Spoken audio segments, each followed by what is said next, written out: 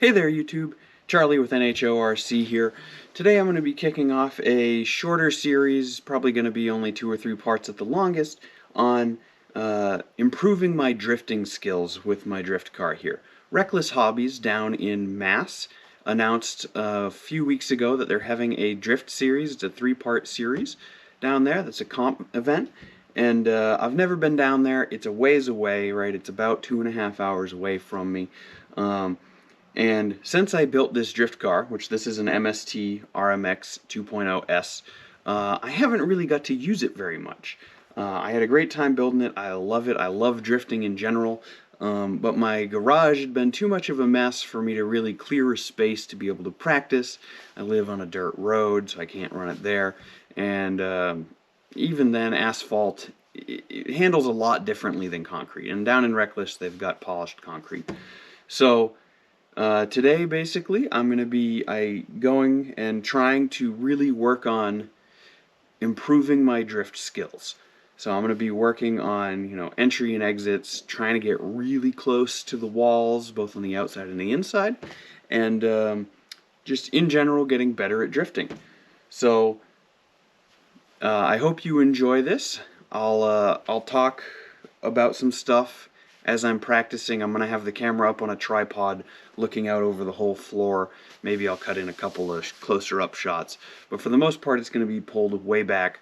And it'll be a lot of music, but I'll cut in with commentary where I have kind of notes or thoughts or commentary. So please, if you like this content, please subscribe, please like, please comment. I'm more than happy to answer any of your questions.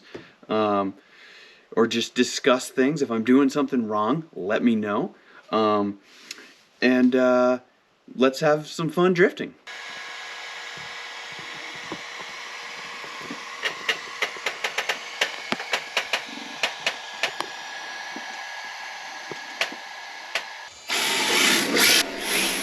So at the start of this session, I probably haven't run this car in 3 months, at least. The last time I ran it, I had some issues I sorted out. I made some adjustments to the tune, and then I kind of put it away and the garage got filled with stuff again. So this first clip, the gyro settings were way off. I think they were way too high. I was just prone to spinning out too much. So I turned them down. The other thing that I'm combating is I'm not sure if I'm on the right compound tires. So I'm currently running DS Racing LF3s. For the comp down at Reckless, they require LF4s, so I've got some of those on the way. But those are for polished concrete. This is unpolished concrete. It's borderline sandpaper, honestly. No matter how much I brush it and broom it and leaf blow it, it's still very rough. It's had a hard life. It eats through tires, and I'm not actually sure if I'm running the right compound. It feels okay, but this is also the only surface I've ever really run on other than a bit of asphalt. So if you've got suggestions about what would be a more appropriate tire compound, I'd love to hear them. The other thing is that this first section that we're about to switch out of, the rear tires are pretty worn. So I actually, at that flip that we just did, I turned the gyro down to a much better level. I left it at this setting for the duration of this session. And I rotated the rear tires to the front and the front to the rear, so that helped. I had a really good time with this. It's been a long time since I've been able to just put a whole pack through this car, let alone on a decent-sized track. Usually I was trying to do it in one of my 2 garage bays here, which is just not enough space.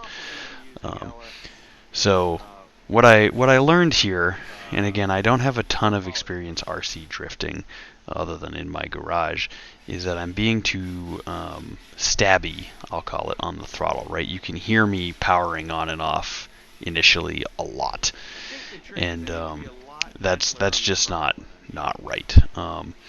You got to be smooth with the throttle is what I found. Also, this turn that I'm at right there, that hairpin near the Ranger, it flows very well in the opposite direction the car is currently going, but this way it's a little too tight with that chicane coming into it. It's very hard to get right.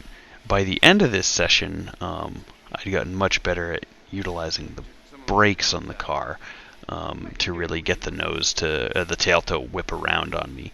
But yeah, it's a lot of practice. I know the event at Reckless, they're going to have a long practice session available before the event. I'm going to try to get there early to really take advantage of that and get used to a new surface that I've never driven on. Again, if you have any comments on technique or tire compound or things I'm doing wrong, things I'm doing right, I'd love to hear them. We're going to come up into some close-ups here in about a minute, and those look a lot better, obviously, than this overhead view. But for me, I'm making this for YouTube, but I'm making it for me too, right? I get to review this after and kind of figure out what I'm doing right and wrong. And I think the two keys for me to focus on right now is to smooth out my throttle input and to really use that brake a lot more than I am, to the point right where you lock the rear tires up and get it to come around on you. So I'm gonna stop talking now, and I'll let you enjoy the close-ups on your own. There's definitely a couple of crashes in here. I actually cracked the front of my body on that post in the center I just passed right there that now has 2 pool noodles taped to it because I slammed into it on one of my entries. Not a bad crack, not really noticeable, but still unfortunate to damage the body so early in its life. Alright, I'll get out of your ears now and let you enjoy the second section.